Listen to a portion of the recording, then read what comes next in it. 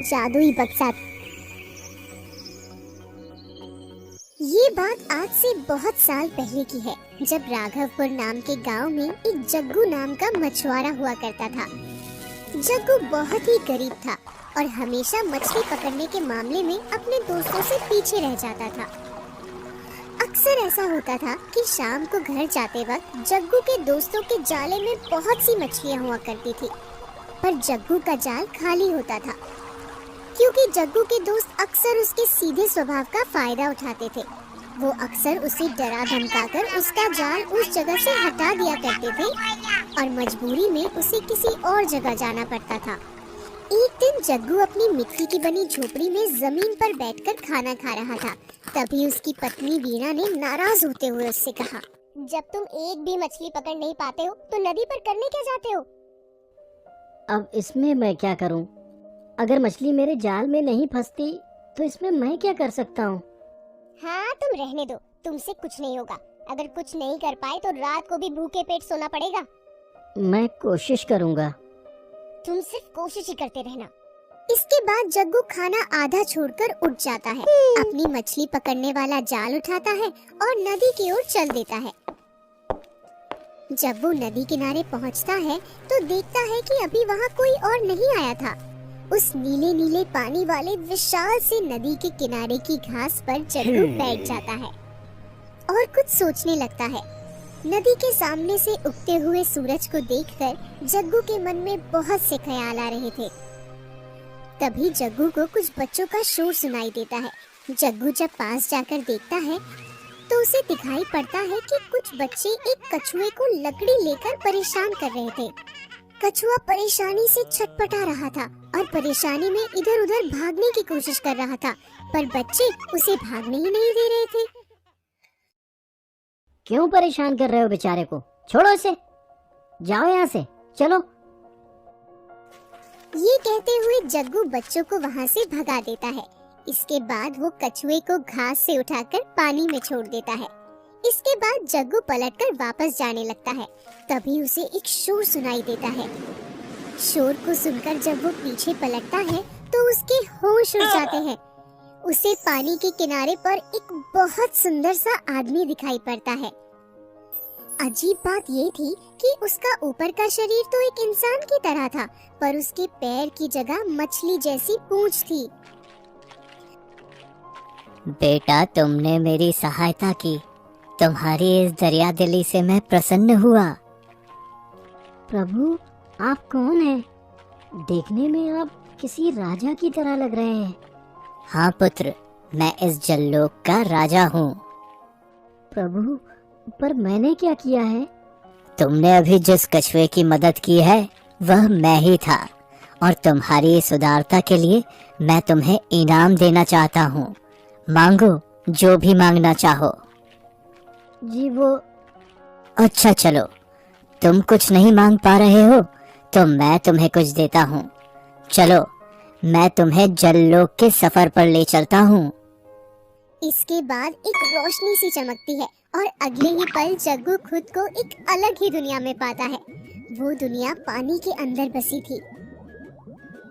वहाँ तरह तरह की मछलियाँ इंसान की तरह चल और बोल रही थी। थोड़ी देर बाद जग्गू ने देखा कि उसके पैर अब मछली की पूंछ में बदल गए हैं और वो भी उन मछलियों की तरह ही पानी में तैर रहा था। फिर चलते हुए दोनों एक बड़े से दरवाजे के सामने पहुँचे। दरवाजा खुलते ही दोनों एक आलीशान महल में पहुँच गए। इसके बाद राजा और जग्गू एक बड़े से कमरे में पहुँचे, जहाँ एक सिंहासन लगा हुआ था।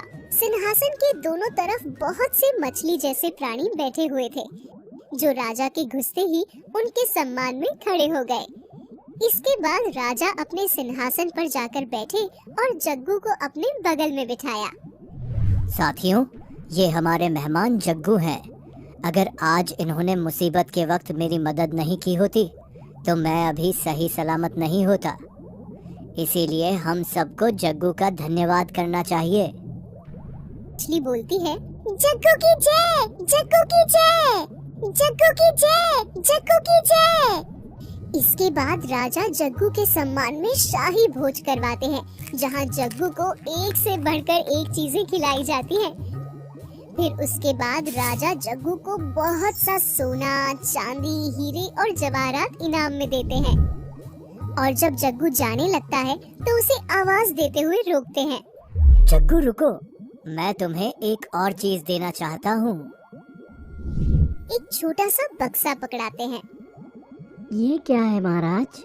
ये एक जादुई बक्सा है, यह तुम्हारी सारी इच्छाएं पूरी करेगा। इसके लिए आपका फिर से धन्यवाद। लेकिन ध्यान रखना कि इसमें से अगर आवाज आए, मुझे यहाँ से निकालो, मुझे यहाँ से निकालो, तो इसे गलती से भी खोल मत देना। पर क्यों? बस इतना समझ लो कि मैं यह तुम्हारे भले के लिए कह रहा हूँ। इतना कहकर राजा जग्गू की ओर देखकर जरा सा मुस्कुरा देते हैं। राजा को मुस्कुराता देख जग्गू थोड़ा सहम जाता है। इसके बाद जग्गू अगले ही पल खुद को नदी के किनारे पर पाता है। अब वो फिर से इंसान में बदल चुका होता है। फिर वो अपने घर की ओर चल देता है। जब वो घर पहुंचता है तो वहाँ का नजारा बदला हुआ पाता है। अब झोपड़ी की जगह एक आलीशान घर खड़ा हुआ था। घर के आगे 4-4 घोड़े की बग्गियां उसके इंतजार में खड़ी हुई थी। घर के बाहर एक दरबान खड़ा हुआ था, जो जग्गू को देखते ही घर का दरवाजा खोल देता है। घर के अंदर घुसने पर जग्गू और भी हैरान हो जाता है। अंदर बहुत से नौकर खड़े थे, जो उसको देखते ही सलाम करने लगे। सबसे अंदर के कमरे में उसकी पत्नी वीणा किसी रानी की तरह बैठकर नौकरों से अपनी सेवा करवा रही थी। जग्गू को देखते ही वीणा खुशी से उछल पड़ी और बोली, तुम कहाँ थे इतने दिनों? देखो तुम्हारे जाते ही क्या चमत्कार हुआ। हम रातों रात धनवान हो गए। हाँ, मैं किसी काम में व्यस्त हो गया था। अब तो तुम खुश हो ना? हाँ, बहुत खुश हूँ। अब मेरी सारी इच्छाएं पूरी हो गई हैं। ये कहकर वीणा जग्गू को गले से लगा लेती है। इसके बाद जग्गू दिन दुगनी और रात चौगुनी तरक्की करने लगता है। उसे जब भी किसी चीज की जरूरत होती, वो उस बक्से के पास जाकर अपने मन में वो चीज सोच लेता और देखते ही देखते उसकी वो इच्छा पूरी हो जाती। लेकिन बक्से और उसके जादू वाली बात सिर्फ जग्गू को ही पता थी और उसके सिवा किसी को नहीं। बक्से की बात को राज बनाए रखने के लिए जग्गू ने बक्से को एक कमरे में छुपा रखा था। इसी बीच वीणा को शक होने लगा कि जग्गू उससे कुछ छुपा रहा है। एक दिन चुपके से उसने जग्गू की जेब से उस कमरे की चाबी निकाल ली, जिसमें वो जादुई बक्सा था। जब जग्गू घर से बाहर चला गया तो वीणा उस कमरे को खोलकर उस कमरे में घुस गई। घुसते ही उसकी नजर एक बक्से पर पड़ी। वीणा पास जाकर उस बक्से को देखने लगी। अभी वो बक्से को देख ही रही थी, तभी आवाज आई, मुझे यहाँ से निकालो, मुझे यहाँ से निकालो। ये आवाज सुनकर वीणा घबरा गई और घबराकर उसने वो बक्सा खोल दिया।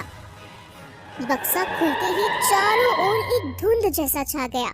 धुंध कम होते ही बक्से में से एक काले रंग का डरावना राक्षस निकल आया। तुम कौन हो? मैं पाताल लोक से आया हूँ और मेरा नाम बाघासुर है। देखो, मुझे कुछ मत करो। तुमने मुझे इस बक्से से आजाद किया है, अब तो मैं इस बक्से में कैद कर दूंगा। अभी ये सब चल ही रहा होता है, तभी वहाँ जग्गू आ जाता है। वहाँ का नजारा देखते ही वो समझ जाता है कि वीणा ने बक्सा खोल दिया है। वीणा को गुस्से से देखते हुए जग्गू कहता है, मुझसे पूछे बिना तुमने ये बक्सा क्यों खोला? मुझे लगा तुम मुझसे कोई कीमती चीज छुपा रहे हो, पर अभी मुझे बचा लो इससे। अच्छा है, अब मैं तुम दोनों को इस बक्से में कैद कर दूंगा। पर तुम हो कौन और यहाँ कैसे आए? मेरा नाम बाघासुर है और मैं एक जादूगर हूँ। मैं इस दुनिया के सभी लोगों पर राज करना चाहता हूँ। पहले तो मैंने पाताल लोक जीता और अब मैं चल लोक पर कब्जा करने के लिए लड़ाई लड़ने गया, तो वहाँ मैं हार गया। फिर वहाँ के राजा ने मुझे इस बक्से में कैद कर दिया।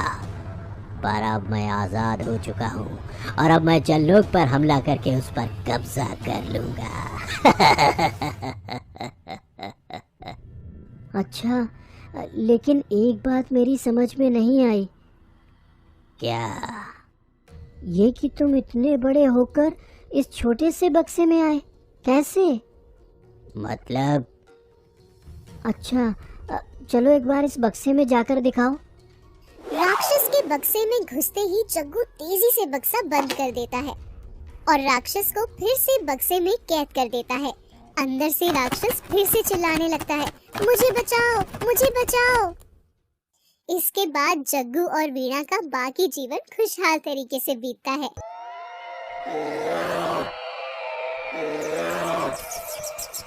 ये बात उस समय की है जब धीरूपुर गांव में एक खूनी बंदर का आतंक हुआ करता था। उस बंदर का आतंक इतना हुआ करता था कि लोगों ने अपने बच्चों को खुद से दूर शहर भेजना शुरू कर दिया था और जो बच्चे गांव में बचे थे उन्हें भी देर शाम के बाद घर से निकलने नहीं दिया जाता था, क्योंकि अगर कोई बच्चा देर शाम के बाद अपने घर से बाहर रह जाता तो उसे उस बंदर से बचाना नामुमकिन हो जाता। वो बंदर किसी भी बच्चे को अकेला देख उसके चेहरे पर अपने बड़े बड़े नाखूनों से हमला करके उसको जख्मी कर देता। गांव के लोगों ने बच्चों की रखवाली के लिए एक चौकीदार भी रखा, पर फिर भी बंदर का आतंक रुका नहीं। चौकीदार के रहते हुए भी बंदर बच्चों पर लगातार हमले करता रहा। एक दिन कुछ बच्चे गांव के स्कूल के मैदान में कबड्डी खेल रहे थे। तभी उनमें से एक बच्चा, जिसका नाम लक्ष्मण था, सभी से बोला, अरे सुनो भाइयों, जल्दी खेल को खत्म करो, देख नहीं रहे अंधेरा हो रहा है। तभी लक्ष्मण को जवाब देते हुए भरत ने कहा, हाँ हाँ चलते हैं, बस थोड़ी देर और। तभी लक्ष्मण और भरत की बात को बीच में काटते हुए उनके एक दोस्त नवीन ने कहा, अरे यार इतना क्यों परेशान हो रहे हो, चलते हैं आराम से, अभी अंधेरा कहाँ हुआ है। ये लोग अभी बात कर ही रहे होते हैं, तभी वहाँ गांव का चौकीदार श्रवण आ जाता है। अरे बच्चों, तुम लोग यहाँ क्या कर रहे हो? घर क्यों नहीं गए अभी तक? जानते हो? अरे हाँ श्रवण चाचा, हमें पता है, बस जा ही रहे हैं। अरे यार हमें जल्दी आओ, मैच पूरा करना है। हाँ हाँ अभी आया। अपनी बात कहकर श्रवण आगे बढ़ जाता है और बच्चे खेलने में मगन हो जाते हैं। इसके बाद अपना खेल पूरा करके बच्चे अपने अपने घर की ओर चल पड़ते हैं और आखिर में लक्ष्मण बच जाता है। अंधेरा बहुत हो चुका था और लक्ष्मण अकेला था, इसीलिए वो डरते डरते आगे बढ़ रहा था। तभी अपने घर की ओर जाने वाली गली से कुछ पहले लक्ष्मण एक चीज को देखकर ठिठक जाता है। उस खतरनाक दिखने वाले प्राणी की लाल रंग की आंखें और बड़े बड़े सफेद दांत देखकर लक्ष्मण सहम जाता है। वो इतना डर जाता है कि डर से उसकी चीख भी नहीं निकल पाती। इससे पहले कि लक्ष्मण भाग पाता, उस बंदर जैसे दिखने वाले खूंखार प्राणी ने अपने बड़े बड़े नाखूनों से लक्ष्मण के चेहरे पर वार कर कर उसे घायल कर दिया। लक्ष्मण वहीं बेहोश हो गया। बहुत देर बाद लक्ष्मण के पड़ोसी घासीराम ने अमित को बेहोश पड़े देखा तो गांव में शोर मच गया। उसके बाद पूरा गांव लक्ष्मण के घर इकट्ठा हो गया। तभी वहां गांव के मुखिया जी आए, जो अपने साथ गांव की पुलिस चौकी के थानेदार को भी लाए। थानेदार जी सीधे लक्ष्मण के पास जाते हैं, जो डर के मारे लगातार रोए जा रहा था। बेटा क्या हुआ था? जरा मुझे भी तो बताओ। देखो बेटा, बताओगे नहीं तो वो शैतान बंदर पकड़ा कैसे जाएगा? वो अच्छा चलो कोई बात नहीं। तभी वहाँ गांव का चौकीदार श्रवण दौड़ते हुए आता है। श्रवण सभी की ओर देखते हुए कहता है, क्या हुआ? सब ठीक है ना? तुम्हें गांव में रखा किस लिए गया है?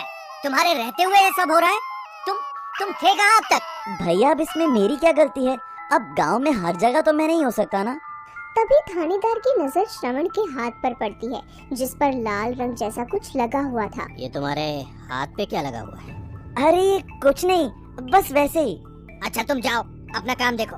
सुनिए मुखिया जी, मेरे पास इस बंदर से निपटने की एक योजना है। इसके बाद थानेदार जी मुखिया जी के कान में कुछ कहते हैं। इसी बीच लक्ष्मण के माता पिता उसको पढ़ने के लिए शहर भेज देते हैं। लक्ष्मण पर हुए हमले के बाद उसके दोस्त भी बहुत दिनों तक बाहर नहीं निकलते। फिर एक दिन अचानक लक्ष्मण के दोस्त भरत और नवीन फिर से उसी मैदान में खेलने पहुंचते हैं। उस दिन भी उन्हें खेलते खेलते देर हो जाती है। बारी बारी से सभी चले जाते हैं और आखिर में सिर्फ नवीन रह जाता है।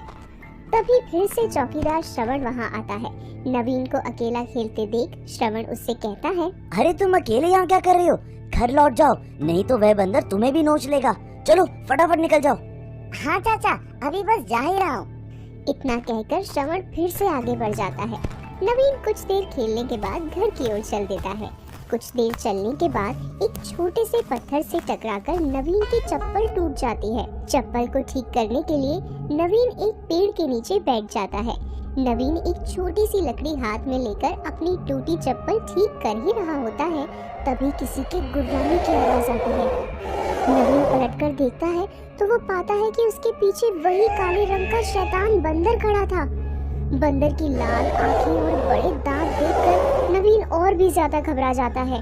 घबराकर वो अपने घर की ओर भागने लगता है। उसके पीछे वो बंदर भी भागता है। दौड़ते दौड़ते बंदर नवीन के पास पहुंच जाता है। जैसे ही बंदर नवीन को पकड़ने के लिए अपने हाथ बढ़ाता, वैसे ही एक जाल जैसी चीज उसके ऊपर गिरती है और वो बंदर उसमें फंस जाता है। बंदर के उस जाल में फंसते ही आसपास की झाड़ियों से 5 लोग निकल आते हैं। झाड़ी से निकले लोगों में मुखिया जी, थानेदार जी, लक्ष्मण के पिता, नवीन के पिता और गांव का एक अन्य व्यक्ति होते हैं। उस जाल के पास जाकर पहले वो लोग उस बंदर की पिटाई करते हैं। पिटाई होते ही वो बंदर इंसान जैसी आवाज में बचाओ बचाओ चिल्लाने लगता है। पास जाकर जब थानेदार जी उस बंदर के चेहरे पर से बंदर वाला मास्क हटाते हैं तो पाते हैं कि उस बंदर के भेष में और कोई नहीं बल्कि चौकीदार श्रवण था। श्रवण को देख बाकी सब हैरान हो जाते हैं। फिर गुस्से में मुखिया जी श्रवण से पूछते हैं, श्रवण तुम क्या कर रहे हो? मुझे माफ कर दीजिए, मुझे मारिए मत। हाँ, लेकिन तुम ये सब क्यों करते थे? ये सब करके तुम्हें क्या मिलता था? मारिए मत, मारिए मत, मैं सब बताता हूँ। मैं ऐसा गांव के लोगों के मन में डर बैठाने के लिए करता था। पर क्यों? ताकि लोग गांव छोड़कर चले जाएं। इससे तुम्हें क्या मिलता? क्योंकि जब से इस गांव में लोग आकर बसना शुरू हुए हैं, तब से यहाँ के आसपास के जंगल खत्म होने लगे हैं और जंगल खत्म होने से यहाँ बसने वाले दुर्लभ प्रजाति के जानवर या तो खत्म होने की कगार पे हैं या फिर खत्म हो चुके हैं। इसलिए मैं चाहता था कि लोग ये गांव छोड़कर चले जाएं, जिससे मैं दोबारा यहाँ जंगल बसा सकूं। अरे पर इसलिए ये सब करने की क्या जरूरत थी? हा? तुम ये काम सबको साथ लेकर भी कर सकते थे। मैं गया था गांव के लोगों के पास ये बात लेकर, पर किसी ने मेरी बात नहीं सुनी, इसीलिए मुझे ये सब करना पड़ा। जो भी हो, तुम्हारा ये तरीका बहुत गलत था और कानून के हिसाब से तुम्हें इसकी सजा जरूर मिलेगी, समझे? इसके बाद श्रवण को डर फैलाने के लिए जेल भेज दिया जाता है और इसी के साथ गांव से शैतान बंदर का आतंक हमेशा हमेशा के लिए खत्म हो जाता है। पर इसके बाद गांव के सभी लोग मिलकर अभियान चलाते हैं और गांव के आसपास के खत्म होते जंगल को बचाने के लिए ढेर सारे पौधे लगाते हैं। तो दोस्तों, ये बात हमें हमेशा ध्यान रखनी चाहिए कि प्रकृति हमारी माँ है और इसकी रक्षा करना हमारी सबसे बड़ी जिम्मेदारी है। तो आप भी अपने घर के पास प्रकृति माँ के नाम का एक पौधा जरूर लगाएं। भूतों का भूत, मैं हूँ यमदूत। एक गांव में 2 दोस्त रहा करते थे। दोनों गरीब थे, तो दोनों ने मिलकर एक जमीन खरीदी ताकि उस पर खेती कर सके। दोनों बहुत ही मेहनती थे और एक दूसरे का बड़ा ख्याल रखते थे। अरे शामू भैया, तुम थक गए हो तो तनिक सुस्ता लो, बाकी का काम हम निपटा लेंगे। अरे नहीं भैया, अभी कहाँ, अभी तो पूरा खेत पड़ा है जोतने को। दोनों मिलकर खोदेंगे तो जल्दी हो जाएगा। दोनों दोस्त सुबह जल्दी ही खेत पर आ जाते थे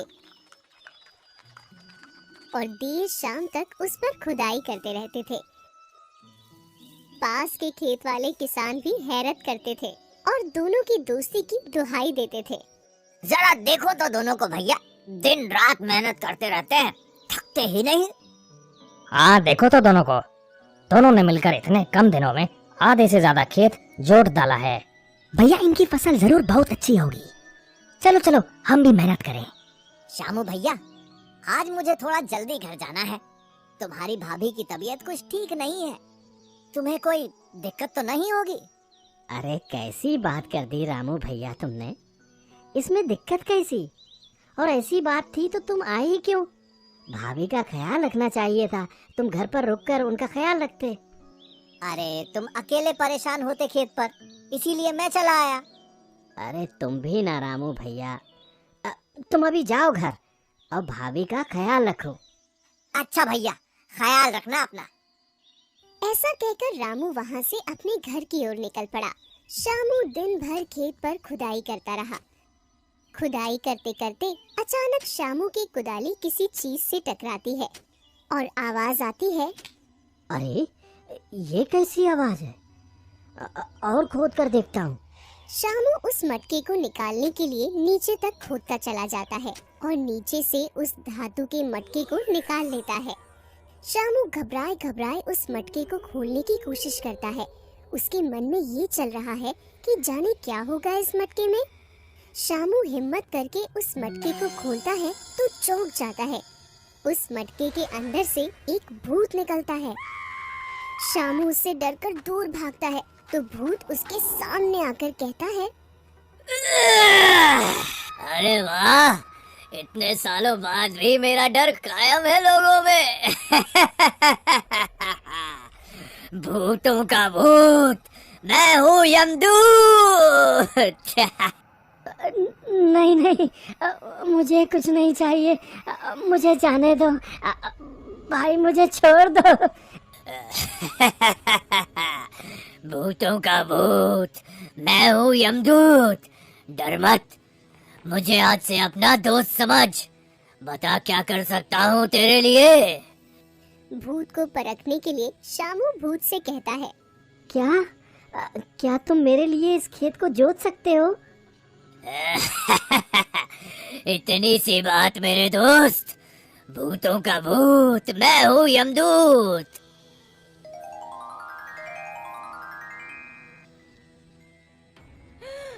अच्छा भूत भैया, आपका बहुत बहुत धन्यवाद। मैं घर चलता हूँ, बहुत रात हो गई है। रात बहुत हो गई। मेरे होते हुए रात से क्या डरता है शामू? चल, मैं छोड़ के आता हूँ तुझे। शामू और भूत दोनों घर की ओर चल पड़ते हैं। भूत रास्ते में शामू को बताता है कि जब भी उसे भूत से कोई काम हो तो वो उसे आजा मेरे राजा, मौसम है ताजा बोलकर बुला ले।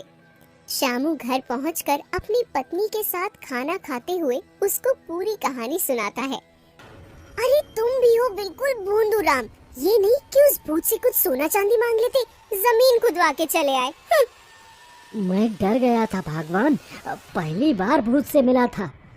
तुम तो मुझसे वैसे ही कहते रहते हो कि पता नहीं कहाँ की चुड़ैल मिली हो। अरे उस भूत के सामने तुम कुछ नहीं, तुम तो देवी हो, देवी। इन्हीं बातों को करते करते दोनों मियाँ बीवी सो जाते हैं और अगले दिन भूत से क्या मांगना है उसकी भूमिका बनाते हैं। अगले दिन सुबह खेत पर रामू और शामू मिलते हैं। रामू पूरा खेत खुदा हुआ देख चौंक कर शामू से कहता है, अरे शामू भैया, ये कैसे किया? पूरा खेत जोत डाला। मुझे तुम और तुम्हारी दोस्ती पर नाज है। रामू भैया, ये सब मैंने कुछ नहीं किया, ये तो। इतना बोलकर शामू चुप हो जाता है और सोचता है कि इस बारे में रामू को ना बताऊं तो ही अच्छा रहेगा।